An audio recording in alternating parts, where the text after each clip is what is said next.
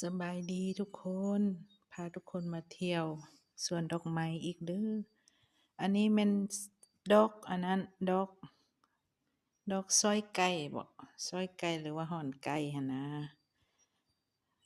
เขาเจ้าก็สิปลูกเป็นน่านยาวแบบนี้แหละเนาะ ตัวนี้เป็นสีแดง ที่จริงแล้วดอกอันนี้มันมีหลายเนาะ หลายสี มีสีเหลือง สีขาว แล้วก็สีบัว สีแดง แต่ว่าส่วนตัวนี้นี่มัน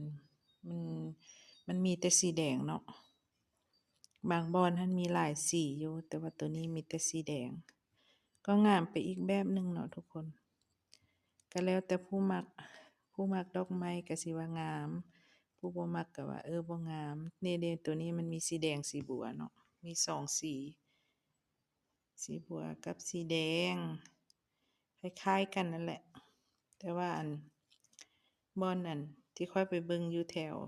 วนั้นหั้นมีหลายสีอีหลี มีสีขาวแด่ สีเหลืองแด่ สีแดงแด่ สีบัวแด่เนาะ เขาเจ้าปลูกพร้อมกัน แต่ว่าอยู่บ่อนนี้มีแต่สองสี ดอกก็มีหลายดอกอยู่ หลายดอกหลายอันอยู่แต่ว่า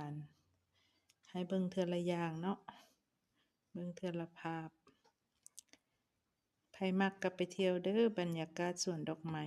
แถว450 ปี